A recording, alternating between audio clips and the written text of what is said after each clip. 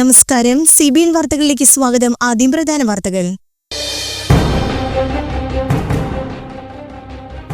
സഹകരണ മേഖലയെ ഇല്ലാതാക്കുന്ന സമീപനമാണ് കേന്ദ്ര സർക്കാരിന്റേതെന്ന് വൈദ്യുത മന്ത്രി K Krishnankutty.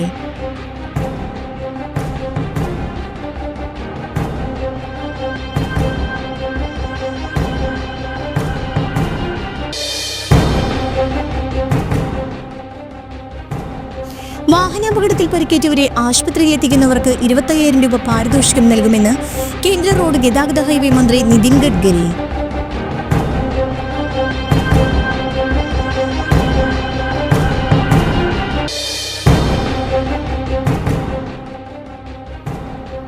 Nilambur MLA PV Anwar രാജിവെച്ചു.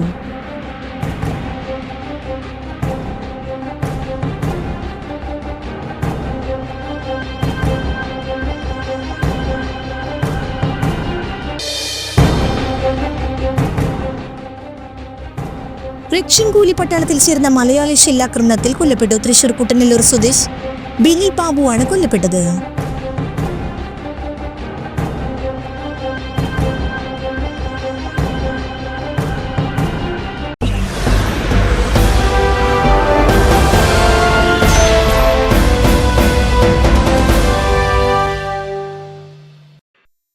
വാർത്തകൾ വിശദമായി.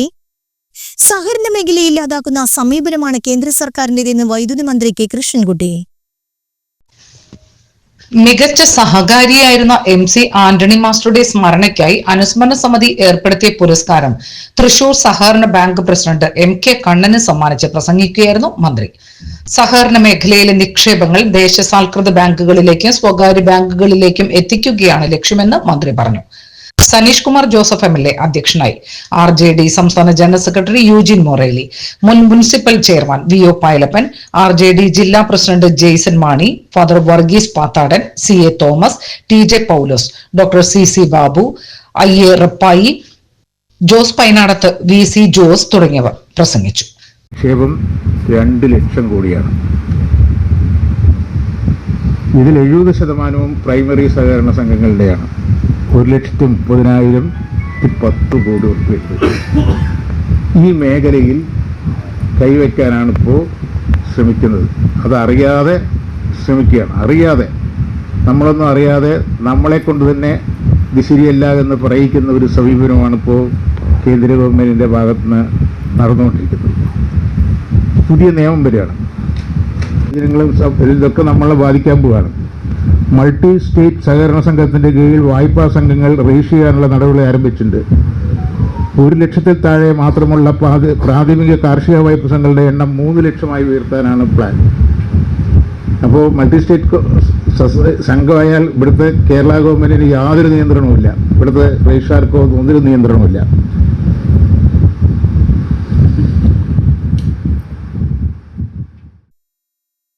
വാഹനാപകടത്തിൽ പരിക്കേറ്റവരെ ആശുപത്രിയിൽ എത്തിക്കുന്നവർക്ക് 25,000 രൂപ പാരിതോഷികം നൽകുമെന്ന് കേന്ദ്ര റോഡ് ഗതാഗത ഹൈവേ മന്ത്രി നിതിൻ ഗഡ്കരി. നേരത്തെ ഇത് 5,000 രൂപയായിരുന്നു. അപകടത്തിൽ പരിക്കേറ്റവരെ ആശുപത്രിയിൽ എത്തിക്കുന്നവർക്ക് നിലവിൽ നൽകി വരുന്ന തുക കുറവാണെന്നും നാഗ്പൂരിൽ റോഡ് സേഫ്റ്റി ക്യാമ്പയിനിൽ സംസാരിക്കവേ ഗഡ്കരി പറഞ്ഞു. റോഡ് അപകടത്തിൽപ്പെട്ടവരെ ആദ്യത്തെ 1 മണിക്കൂറിനുള്ളിൽ ആശുപത്രിയിൽ എത്തിക്കുന്നത് ജീവൻ രക്ഷിക്കുന്നതിൽ നിർണായകമാണെന്ന് മന്ത്രി പറഞ്ഞു. അപകടത്തിൽ പരിക്കേറ്റ് ആശുപത്രിയിൽ എത്തുന്നവർക്ക് 7 ദിവസത്തിനുള്ളിൽ വരുന്ന 1.5 ലക്ഷം രൂപ വരെയുള്ള ചെലവുകൾ സർക്കാർ വഹിക്കും. ദേശീയപാതകളിലും സംസ്ഥാന പാതകളിലും അപകടത്തിൽപ്പെടുന്നവർക്ക് ഈ പദ്ധതിയുടെ പ്രയോജനം ലഭിക്കുമെന്നും ഗഡ്കരി പറഞ്ഞു. 2021 ഒക്ടോബർ മുതലാണ് കേന്ദ്ര സർക്കാർ പരിക്കേറ്റയാളെ ആശുപത്രിയിൽ എത്തിച്ചാൽ പാരിതോഷികം നൽകുന്ന പദ്ധതി ആരംഭിച്ചത്. നിലമ്പൂർ MLA PV അൻവർ രാജിവെച്ചു. സ്പീക്കറെ കണ്ട് രാജിക്കത്ത് കൈമാറി. കാലാവധി തീരാൻ 1.25 വർഷം ബാക്കി നിൽക്കെയാണ് അൻവർ നിയമസഭാംഗത്വം രാജിവെച്ചത്. കഴിഞ്ഞ ദിവസമാണ് അൻവർ മമതാ ബാനർജിയുടെ തൃണമൂൽ കോൺഗ്രസിന്റെ ഭാഗമായത്. തൃണമൂൽ കേരള ഘടകത്തിന്റെ കോർഡിനേറ്ററായി ചുമതലയേറ്റ അൻവർ നിലമ്പൂർ MLA സ്ഥാനം രാജിവെച്ചേക്കുമെന്ന സൂചനകളുണ്ടായിരുന്നു. സ്വതന്ത്ര സ്ഥാനാർത്ഥിയായി നിലമ്പൂരിൽ വിജയിച്ച അൻവർ തൃണമൂൽ കോൺഗ്രസിൽ അംഗത്വമെടുത്താൽ അയോഗ്യത നേരിടേണ്ടിവരും. ഈ സാഹചര്യത്തിലാണ് രാജി. തൃണമൂൽ കോൺഗ്രസ് ദേശീയ ജനറൽ സെക്രട്ടറി മമതാ ബാനർജിയുടെ അനന്തരവനുമായ അഭിഷേക് ബാനർജിയാണ് PV അൻവറിനെ പാർട്ടിയിലേക്ക് സ്വീകരിച്ചത്. മാലിന്യമുക്ത നവകേരളം ജനകീയ പ്രവർത്തനങ്ങളുടെ ഭാഗമായി അങ്കമാലി KSRTC ഡിപ്പോയിൽ വലിച്ചെറിയൽ വിരുദ്ധ വാരം ക്യാമ്പയിൻ സംഘടിപ്പിച്ചു. നഗരസഭാ ചെയർമാൻ മാത്യു തോമസ് ക്യാമ്പയിൻ ഉദ്ഘാടനം ചെയ്തു. പൊതുസ്ഥലങ്ങളിലും സ്ഥാപനങ്ങളുടെ പരിസരത്തും മാലിന്യം വലിച്ചെറിയുന്നവരെ കണ്ടെത്തുവാൻ നിരീക്ഷണ ക്യാമറകൾ സ്ഥാപിക്കുമെന്നും മാലിന്യം നിക്ഷേപിക്കുന്നവരെ തെളിവ് സഹിതം കണ്ടെത്തിയാൽ അവരിൽ നിന്നും പിഴ ഈടാക്കുമെന്നും ചെയർമാൻ പറഞ്ഞു. മാലിന്യം വലിച്ചെറിയുന്നവരെ കണ്ടെത്തി തെളിവ് സഹിതം റിപ്പോർട്ട് ചെയ്യുന്നവർക്ക് പാരിതോഷികം നൽകുന്നതാണെന്നും അങ്കമാലി KSRTC ഡിപ്പോ മാലിന്യമുക്ത മാതൃകാ ഡിപ്പോയായി മാറിക്കൊണ്ടിരിക്കുകയാണെന്നും അദ്ദേഹം പറഞ്ഞു.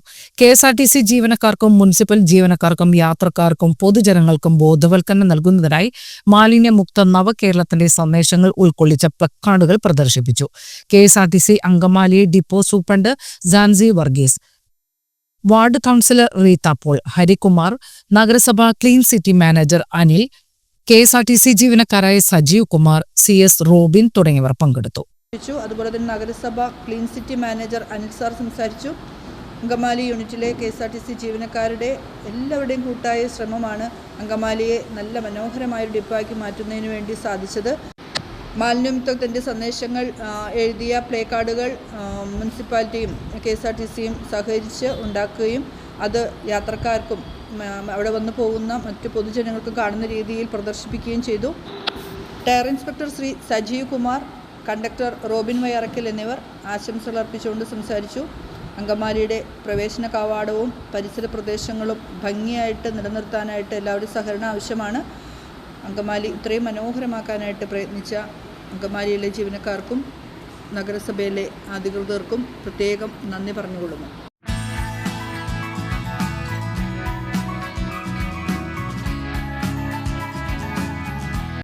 Chalakudy secretary heart convent girls higher secondary സ്കൂളിന്റെ ശതാബ്ദി ജൂബിലി ആഘോഷത്തിന്റെ ഭാഗമായി കൃതന്ത്യം 2025 എന്ന പേരിൽ സംഘടിപ്പിച്ച പരിപാടി സനീഷ് കുമാർ ജോസഫ് MLA ഉദ്ഘാടനം ചെയ്തു. ഇരിഞ്ഞാലക്കുട രൂപത ബിഷപ്പ് മാർ പോളിക്കണ്ണുകാടൻ അധ്യക്ഷത വഹിച്ചു. Albernia province principal superior sister Annie Davis souvenir പ്രകാശനം ചെയ്തു. SH convent chaplain father Joseph Gopuram സമ്മാനങ്ങൾ വിതരണം ചെയ്തു. നഗരസഭ chairman AB George, block panchayat president Venu Kandarimadathil, municipal councillor Nidha Paul, principal sister Janet, പ്രധാനാധ്യാപിക sister Joslin PT, president Lijo Kuttikkadan, ശതാബ്ദി jubilee committee general convener Starry Paul, അധ്യാപക പ്രതിനിധികളായ Biya Paul, MD Sini, school leader Sreelakshmi Menon എന്നിവർ പ്രസംഗിച്ചു. തുടർന്ന് ഒരു വർഷം നീണ്ടുനിന്ന ശതാബ്ദി ജൂബിലി ആഘോഷങ്ങൾക്ക് പരിസമാപ്തി കുറിച്ചുകൊണ്ട് സ്കൂളിലെ അധ്യാപകരും വിദ്യാർത്ഥികളും അവതരിപ്പിച്ച വിവിധ കലാപരിപാടികൾ അരങ്ങേറി. ആദരണീയനായിട്ടുള്ള ചാലക്കുടിയുടെ MLA ശ്രീ സനീഷ് കുമാർ ജോസഫ് അവരുടെ അൽബേർനിയ പ്രൊവിൻസിന്റെ ബഹുമാനിയായിട്ടുള്ള പ്രൊവിൻഷ്യൽ സുപ്പീരിയർ, ബഹുമാനിയായിട്ടുള്ള സിസ്റ്റർ ആനി ഡേവിസ്, ചാലക്കുടിയുടെ മുനിസിപ്പാലിറ്റിയുടെ ചെയർമാൻ, മുഖേന ബഹുമാനിയായിട്ടുള്ള ശ്രീ AB ജോർജ്, ചാലക്കുടി ബ്ലോക്ക് പഞ്ചായത്തിൻ്റെ ആദരണീയനായിട്ടുള്ള പ്രസിഡന്റ് ശ്രീ വേണു കണ്ടരും തലത്തിൽ, സ്നേഹമുള്ള SH ഗവൺമെന്റിന്റെ ചാപ്ലിനായിരിക്കുന്ന പ്രിയ ജോസഫ്, നമ്മളെല്ലാവരെയും സ്വാഗതം ചെയ്ത